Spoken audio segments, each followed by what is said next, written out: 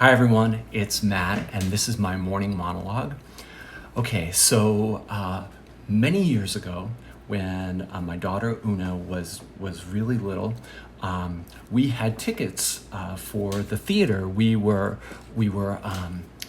had tickets to see this solo show, this one person show from England, and it had rave reviews, and it had come over, like I think I said from England, right? And it was at the New Victory Theater. And so the tickets were for 7 o'clock. It was like maybe, I don't know, like midweek, like a Thursday or something like that. And it was in the middle of summer, and it was super hot out. It was like hot and humid, kind of like today I think is forecast to be. So so we're so psyched. We're going to go to the theater that evening, and at the last minute I get this call for an audition, and the audition time slot was for 6:30, and the casting director, their office was like I guess like 15 blocks south of the theater, of the New Victory Theater on 42nd Street. So I'm not in a position where I can turn down auditions. So and I couldn't get like an earlier time slot. So I brought my daughter with me to the audition, and I figured, well, if I get there at least 15 minutes early, and if I get seen early, we'll have plenty of time to walk the 15 or so blocks, like short blocks, to the theater. And so we get there early. But here's the thing, there's all these other actors there. There's a bunch of people in front of me, and they're running a little bit behind. I'm like, oh my gosh. So I end up getting seen like a few minutes after, like 6:30, like after my original time. So we get our stuff together, and we're getting on the elevator to go downstairs to leave the building.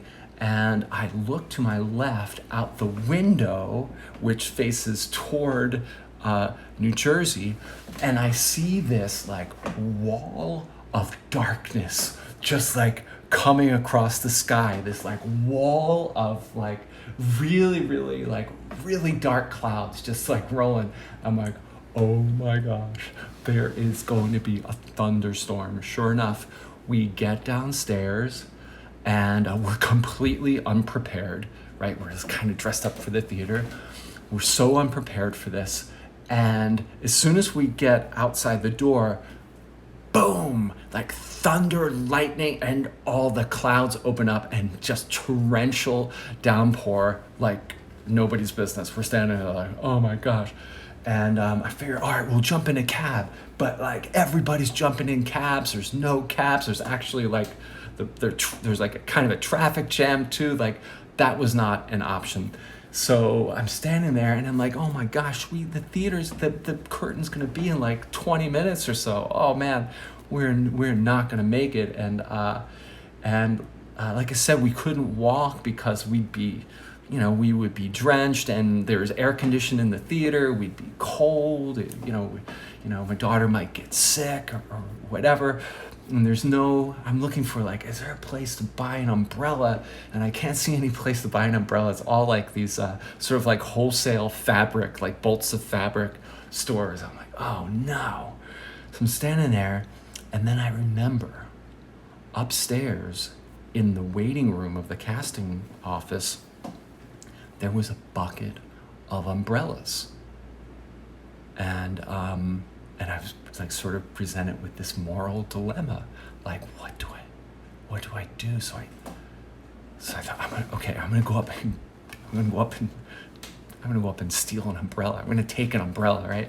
So I say to my daughter, I'm like, okay, under normal circumstances I would never do this, but I think we should go upstairs and I should take one of those umbrellas. So she's like, okay. So we get on the elevator, we go upstairs, and there's the bucket of umbrellas, and there's a few umbrellas in there, and there's like there's like a really nice umbrella, and then there's a couple of, not so nice and kind of like a crummy one, whatever. So I was going to take the really nice one, but then I thought, like, that's probably like a bigger offense, you know what I mean? And I don't know, I'll take one of the crummy ones. And I took one of those, and then we went, and kind of in hindsight, I was thinking, like, oh, I probably should have taken, the crummy one maybe belongs to somebody who doesn't have a whole lot anyway. So we get to the theater on time. We're dry. We walk. We're okay. You know what I mean? We're good. We see the show and stuff. And I don't know what happened to that umbrella. Then now that I think about it, I very may well have just, like, I don't know. I may have, like, left it in the theater. Like, I don't know. I might have given it away to, like, a babysitter at some point if it was. Anyway, but I'd gone through, like, these, right after that, I was going through this whole sort of justification process of, like, well, like, no one really owns an umbrella. You know what I mean? Like, umbrellas aren't like things, like, nobody really owns one. People buy them, and then they lose them, and then someone else finds them in the back of a cab or a bus or something like that, and they just kind of, float around the earth, and they belong to all of us. They're made from stuff that comes from the earth. You know what I mean? And anyway, so this is kind of the justification that I went through. So, like I said, this was years ago. So over the course of a while of years after that, I would go to that office for auditions, and I would always be reminded of my of my deed, and so what happened was in January, just a few months ago, right before, like, the whole quarantine thing. Okay, so anyway, in January, I had an audition there again, and I went in, and it was, like, the same guy as usual who was working the camera, the same casting director, really nice guy. And I thought to myself, like, okay, I'm going to confess.